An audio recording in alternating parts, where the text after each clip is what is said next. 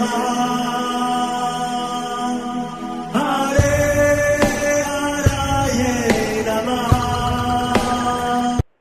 कृष्णा जी, आप सबका बहुत बहुत स्वागत है। मंगलाचरण आरंभ करते हैं। ओम नमो भगवते वासुदेवाय। ओम अज्ञानतिमिरान्धस्य ज्ञानाञ्जनशलाकया चक्षुरुन्मीलितं येन तस्मै श्रीगुरवे नमः। नमः ओम विष्णुपादाय कृष्णप्रेष्ठाय भूतले श्रीमते भक्तिवेदांत स्वामिनिति नामिने। नमस्ते सारस्वते देवे गौरवाणी प्रचारिणे निर्विशेष शून्यवादी पाश्चात्य देश तारिणी। जय श्री कृष्ण चैतन्य प्रभु नित्यानंद श्री अद्वैत गदाधर श्रीवासादि गौर भक्त वृंद। हरे कृष्ण कृष्ण कृष्ण हरे हरे, हरे राम राम राम हरे हरे। कार्पण्य दोषोपहत स्वभावः पृच्छामि त्वां धर्म सम्मूढचेताः। यच्छ्रेयः स्यान्निश्चितं ब्रूहि तन्मे शिष्यस्ते अहं शाधि मां त्वां प्रपन्नम्। हरे कृष्णा जी, भगवद गीता आरंभ करते हैं। अध्याय 5 श्लोक नंबर 7 क्लास नंबर 4। ब्रजेश्वरी जी, आप पढ़ेंगे संस्कृत। हरे कृष्णा। योग युक्तो विशुद्धात्मा विजितात्मा जितेन्द्रियः सर्वभूतात्म भूतात्मा कुर्वन्नपि न लिप्यते। हरे कृष्णा। हरे कृष्णा। योग युक्तः, भक्ति में लगे हुए, विशुद्ध आत्मा, शुद्ध आत्मा, विजित आत्मा, आत्म संयमी, चित्त इंद्रिय, इंद्रियों को जीतने वाला, सर्वभूत, समस्त जीवों के प्रति आत्मभूत आत्मा, दयालु, कुर्वन अपि, कर्म में लगे रहकर भी ना कभी नहीं लिप्यते, बंधता है। जो भक्ति भाव से कर्म करता है, जो विशुद्ध आत्मा है और अपने मन तथा इंद्रियों को वश में रखता है, वह सबों को प्रिय होता है और सभी लोग उसे प्रिय होते हैं। ऐसा व्यक्ति कर्म करता हुआ भी कभी नहीं बंधता। हरे कृष्णा जी।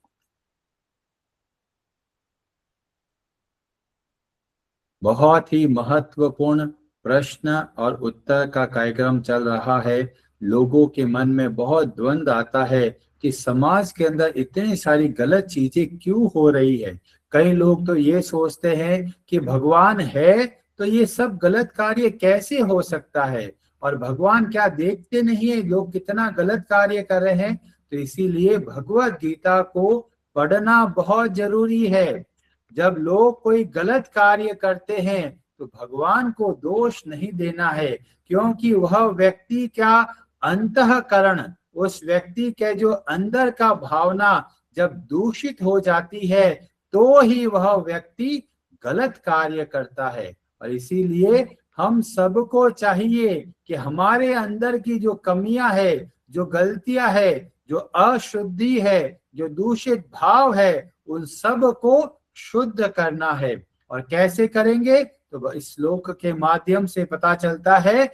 योग युक्तो, तो हमारे जो बुद्धि है, हमारा जो मन है और हमारी जो इंद्रियां है वो दूषित हो जाती है जब हम काम वासना से ग्रसित हो जाते हैं। और जब काम वासना से ग्रसित हो जाते हैं तो हम बाहर से गलत कार्य करने लग जाते हैं, खुद को दोष दुख पहुंचाते हैं और बाकी लोगों को भी दुख देते हैं। और इसीलिए हम सबको चाहिए कि अंतःकरण, मन, बुद्धि और इंद्रियों को शुद्ध करना है। और इस श्लोक से हमको पता चलता है कैसे हम शुद्ध करेंगे। जब हम भगवान से जुड़ते हैं, जब हम भगवान का कीर्तन करते हैं, भगवान के नामों का जाप करते हैं। और वो कहाँ से आरंभ होता है? जब हम भक्तों का संग करते हैं। कई लोग ऐसा भी सोचते हैं कि ये लोग रास्ते में ऐसे ही कीर्तन करते जाते हो, आप लोगों के पास कुछ काम काज नहीं है क्या? हम देखो दिन रात मेहनत करते हैं। पर जो लोग, जो भगवान के भक्त सड़क पर भगवान का कीर्तन करते हुए जाते हैं, वो वास्तव में सबसे बड़ा समाज का कल्याण करते हैं, सबसे बड़ी समाज की सेवा करते हैं। और ये कैसे करते हैं तो हमें बहुत सारे उदाहरणों से पता चलता है। एक पुस्तक है साइंस ऑफ सेल्फ रियलाइजेशन, आत्म साक्षात्कार का विज्ञान, उसका अध्याय 6 के अंदर एक डिस्कशन चलता है। किसके बीच में डिस्कशन है? जो अमेरिका के अंदर एक शहर है शिकागो, और शिकागो का जो पुलिस डिपार्टमेंट है, वहां का जो एक अधिकारी है, वह मिलता है प्रभुपाद जी से और पूछता है, देखो ये शिकागो के अंदर कितना क्राइम बढ़ता जा रहा है, हम इतना प्रयास कर रहे हैं फिर भी कंट्रोल में नहीं आ रहा, क्राइम बढ़ता ही जा रहा है, क्या आपके पास कोई उपाय है?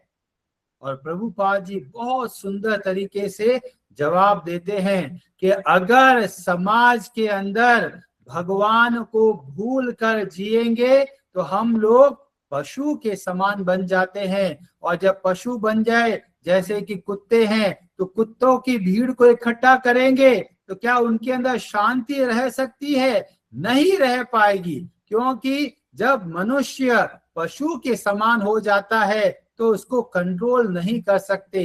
तो क्या करना है? सबके अंदर भगवान के प्रति कृतज्ञता का भाव लेके आना है। जितना हम भगवान से जुड़ेंगे उतना हम शुद्ध होंगे, और जब हम शुद्ध होंगे तो समाज शुद्ध होता चला जाएगा। और प्रभुपाद जी बहुत सुंदर तरीके से उदाहरण देते हैं कि ये जो क्राइम करते हैं, जो चोरी करते हैं, जो दूसरों को मार डाल देते हैं, वो वास्तव में मन से बीमार है, उनको दवाई चाहिए। और वो दवाई क्या है? भगवान के नामों का कीर्तन। और फिर प्रभुपाद जी बहुत सारे उदाहरणों से बताते हैं कि जो अभी भगवान की भक्ति कर रहे हैं वो पहले न जाने कैसे कैसे गलत कार्य करते थे, और अब सामने गलत चीज आ जाए तो वो फिर भी नहीं भटकते। और इससे हमको पता चलता है कि भगवान के नामों के जाप में कितनी शक्ति है। और फिर प्रभुपाद जी उनको रिकमेंडेशन देते हैं पुलिस डिपार्टमेंट को, अगर आपके वातावरण को शुद्ध करना है, लोगों के अंदर का जो क्रिमिनल भाव है उसको हटाना है, तो एक ही उपाय है। क्या करना है? नगर संकीर्तन, स्ट्रीट पे जाइए, भगवान का कीर्तन करते हुए जाइए। जहां जहां पर कीर्तन होता है वो कीर्तन की ध्वनि, वो साउंड वाइब्रेशन क्या करेगा? लोगों के मन को शुद्ध करेगा, और जिससे कि वे सात्विक व्यक्ति बनेंगे। और अगर हम भगवान को भूल कर कोई भी सिविलाइजेशन बना दे, कोई भी सभ्यता बना दे, और अगर भगवान को भूल कर जीवन चलाएंगे तो वास्तव में हम पशु के समान बन जाते हैं। क्योंकि भगवान की कृपा से हमको इतना कुछ मिला है और भगवान को ही गायब कर देते हैं। बहुत सारी पिक्चरें बनती है, मूवी बनती है, बॉयफ्रेंड गर्लफ्रेंड, बस हीरो और विलेन, इसमें सब के सब खत्म हो जाता है। पिक्चरों के अंदर भगवान का भाव तो गायब है। और इसीलिए जब सोसाइटी के अंदर भगवान गायब हो जाते हैं तो ही वो सोसाइटी कैसी हो जाती है? सोसाइटी ऑफ एनिमल्स है। और एनिमल्स के बीच में किसी तरह का समझौता नहीं होता। जैसे ही स्वार्थ दिखता है लोग एक दूसरे की बुराई करने लग जाते हैं। तो सबसे प्रमुख और प्रथम कार्य है लोगों को भगवान से जोड़ना। जितना हम लोगों को भगवान से जोड़ेंगे उतना हमारा समाज सुधरेगा। अगर समाज की सेवा करना चाहते हैं तो उन सब को भगवान की भक्ति करना सिखाइए। पर कई लोगों के मन में ऑब्जेक्शन होता है कि आप कीर्तन करते हो जाते हो, हमको डिस्टरबेंस होता है, ये एक नॉइज पॉल्यूशन है। तो ऐसा ही एक केस रजिस्टर हुआ था ऑस्ट्रेलिया में। ऑस्ट्रेलिया के अंदर जो मेलबोर्न सिटी है वहां पर एक केस डाला गया कि ये इस्कॉन वाले लोग कीर्तन करते हैं और बहुत नॉइस पॉल्यूशन कर रहे हैं, बहुत साउंड फैला रहे हैं और हमको बहुत डिस्टरबेंस हो रहा है। और केस चलता है, जज सुनते हैं और जो डिवोटी होते हैं वो बहुत अच्छे तरीके से सारे के सारे पॉइंट रखते हैं और बताते हैं कि जो जो लोग भगवान के कीर्तन से जुड़े उनके पहले का जीवन देखिए और कीर्तन के बाद में जो जीवन है उसको देखिए, कितना बदलाव आ गया। और आप बताइए ये नॉइस पॉल्यूशन है कि ये वास्तव में समाज की भलाई का कार्य है। और जब सारे एविडेंसेस रखे जाते हैं तो जज बोलता है कि वास्तव में जो आप कीर्तन कर रहे हो ये समाज के लिए बहुत जरूरी है। हम खुद देख रहे हैं कि जो लोग पहले क्रिमिनल प्रवृत्ति के थे उन सब के जीवन में इतना बदलाव आ गया। तो वास्तव में ये जो कीर्तन है ये कोई साउंड पॉल्यूशन नहीं है, ये वास्तव में लोगों को भलाई का रास्ता बता रहा है, जो लोगों के हृदय के अंदर जो दूषित भाव हो गया है उसको दूर कर रहा है। और फिर वो जज उस केस को खारिज कर देता है। तो इससे हमको पता चलता है ये भगवान के नामों का जाप कोई साउंड पॉल्यूशन नहीं है, कोई तकलीफ देने वाला साउंड नहीं है। ये वास्तव में ऐसा साउंड है जो कि साक्षात गोलोक वृंदावन से आया है और हम सबकी भलाई के लिए आया है। इसीलिए हमें बहुत अच्छे से भगवान के नामों का जाप करना है और साथ में भक्तों के प्रति कृतज्ञ होना है, क्योंकि इन भक्तों के माध्यम से हमको इनके बारे में पता चला। नहीं तो हम लोग भी इधर उधर भटक रहे होते और सोचते कि हम तो बहुत अच्छे व्यक्ति हैं। अगर भगवान की भक्ति नहीं करते तो वास्तव में हम चोर कहलाएंगे। क्यों? भगवान की संपत्ति को लेकर भगवान के दिए हुए हर वस्तुओं को अपना समझ कर बैठ गए और यह एक चोर का भाव है। और जब चोर का भाव आ जाएगा तो वास्तव में हम कभी भी सुखी नहीं रह सकते। इसीलिए ये बहुत जरूरी है कि हम सबको इसको धारण करना है। तो जो पहली लाइन में हमें शिक्षा मिलती है आचरण हमको शुद्ध करना है, हमको पहले योग युक्त बनना है। और योग युक्त बन गए, अब क्या करें? हिमालय को चले जाएं? नहीं। दूसरी लाइन में उत्तर मिलता है, सर्वभूत आत्मा भूतात्मा। इतना स्पेशल शब्द का प्रयोग करके भगवान हमको प्रेरणा देते हैं कि क्या करना है, खुद का भला करना है और साथ में भी दूसरों का भला करना है, दूसरे जीवों के प्रति कृतज्ञता का भाव रखना है। इस श्लोक के माध्यम से हमको पता चलता है कि सब जीवों के प्रति दया का भाव रखना है। अब कई लोग बोलेंगे प्रभु जी हमारे मन में तो बहुत दया का भाव है, जब भी हम कोई गरीब को देखते हैं हम उनको पैसा देते हैं, भोजन कराते हैं, तो बहुत अच्छी बात है, यथा संभव हमको सहायता करनी है। पर वास्तविक सहायता क्या है ये हमको पता चलता है भगवत गीता में। वहां पर अध्याय 18 और श्लोक नंबर 68 में बताया गया, यह इदम परमम गुह्यम मद भक्तेष्व अभिधास्यति। जो ये भगवत गीता का ज्ञान अन्य लोगों को बताएगा ऐसा व्यक्ति वास्तव में मुझको प्रिय है। न च तस्मान मनुष्येषु कश्चिन में प्रिय कृतमः, उससे अधिक और कोई प्रिय व्यक्ति नहीं है। इस श्लोकों के माध्यम से हमको भगवान का भाव देखने को मिलता है।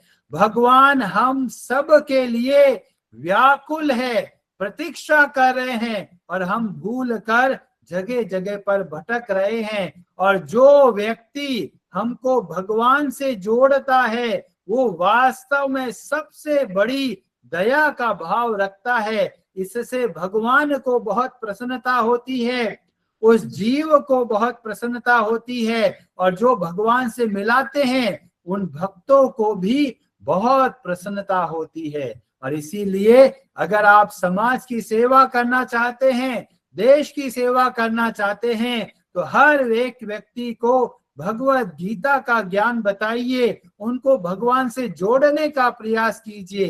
पर महत्वपूर्ण है पहले खुद के अंदर आचरण को शुद्ध करना है, हमें प्रयास करना है। अब कई लोग बोलेंगे प्रभु जी अभी तो हम शुद्ध हुए नहीं है, पहले शुद्ध बनेंगे फिर बाद में प्रचार करेंगे। तो उतना देरी नहीं करना है, थोड़ा आप अभ्यास कीजिए, थोड़ा आप आचरण को शुद्ध कीजिए, थोड़ा आप प्रचार कीजिए।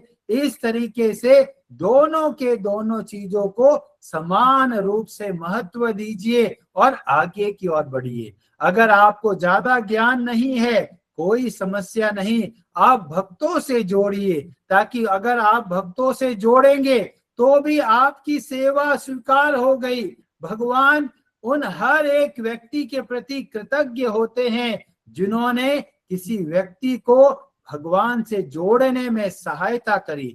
अगर आप केवल इतना बोलते हैं कि आप कृपा करके भगवान के नामों का जाप कीजिए, तो भी ये बहुत बड़ी सेवा है। एक बूंद बूंद से पूरा का पूरा घड़ा भरता है। ऐसे ही बहुत सारे भक्तों की सहायता से कोई एक व्यक्ति भक्ति में आता है।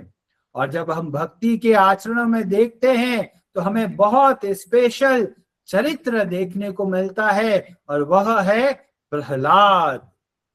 इतना अद्भुत बालक, 5 साल के बालक के अंदर कितना अद्भुत ज्ञान है, और वो हमें देखने को मिलता है श्रीमद् भागवतम के 7वें स्कंद के अध्याय 6 और श्लोक नंबर 24। और प्रहलाद महाराज का वर्णन मिलता है और प्रसंग आरंभ होता है। प्रहलाद वहां पर है जहां पर गुरुकुल है, बहुत सारे और राक्षसों के जो पुत्र है वो वहां पर शिक्षा ले रहे हैं। तो सारे के सारे दोस्त लोग कैसे हैं? राक्षस प्रवृत्ति के। और इन राक्षस बालकों के बीच में प्रहलाद महाराज बहुत सुंदर शिक्षा देते हैं, और हमको बहुत प्रेरणा मिलती है, जिसका डिस्कशन हम कल की कथा में करेंगे। हरे कृष्णा जी, आप सबका बहुत बहुत धन्यवाद। हरे कृष्णा प्रभु जी। हरे कृष्णा जी। प्रभु जी बहुत अच्छे से सुबह आप हमें समझाने की कोशिश करते हैं, और अच्छा भी लगता है। कभी कभी आपकी बात का कोई भाव कई कई दिन तक भी अच्छा लगता है, लेकिन उसके बाद ये हमसे टिकता नहीं है। हम बाहर जाकर फिर मलिन हो जाते हैं, लड़ते हैं, गुस्सा करते हैं, और बड़ा ग्लानि आती है फिर कि आप इतनी मेहनत कर रहे हैं और वो भाव हमारे अंदर टिकता नहीं है। दुखी भी हो जाते हैं। ये है कि उभर जाते हैं, लेकिन प्रभु जी ये भाव टिकता क्यों नहीं है? हम अपनी ओर से तो पूरी कोशिश करते हैं, आप हमसे भी ज्यादा करते हैं, ऐसा क्यों होता है प्रभु जी? आप ये सोचिए, न जाने कितने जन्मों की गंदगी हमारे मन के ऊपर है, और अब कितने समय से भक्ति करें? 10 साल, 20 साल, 50 साल?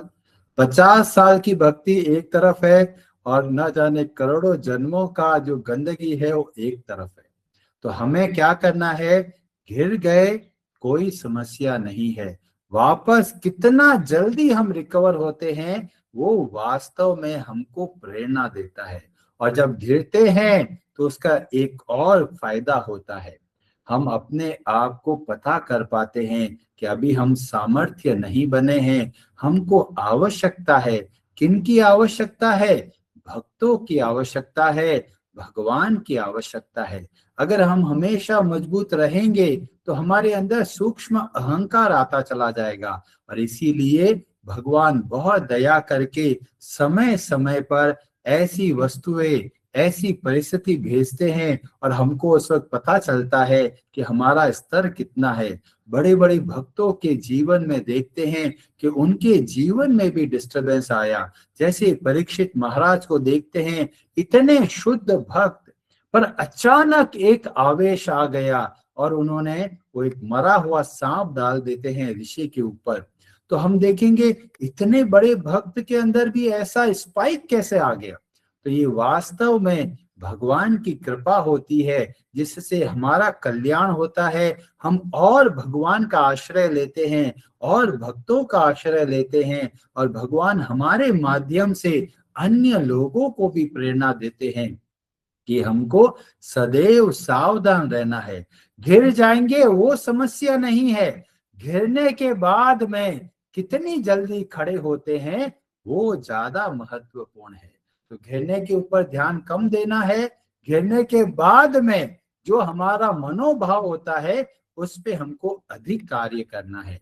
क्योंकि जब गिरते हैं साथ में भगवान की कृपा दिखती है और हम अपने आप को बहुत असहाय देखते हैं। और जब असहाय देखते हैं तो ही हम वास्तव में भगवान का आश्रय ले पाएंगे। अगर हम शुरू से ही मजबूत रहेंगे तो हम भगवान के प्रति पूर्ण हृदय से हम आश्रय, उनकी शरणागति नहीं ले पाते। इसीलिए जीवन के अंदर जितनी भी परिस्थितियां आती है और जिसमें हम घिर जाते हैं, वास्तव में वो हमारे लिए और अधिक लाभदायक है। तो जैसा चल रहा है ऐसे चलते रहने दीजिए। मुख्य उद्देश्य है कितनी जल्दी हम रिकवर करते हैं।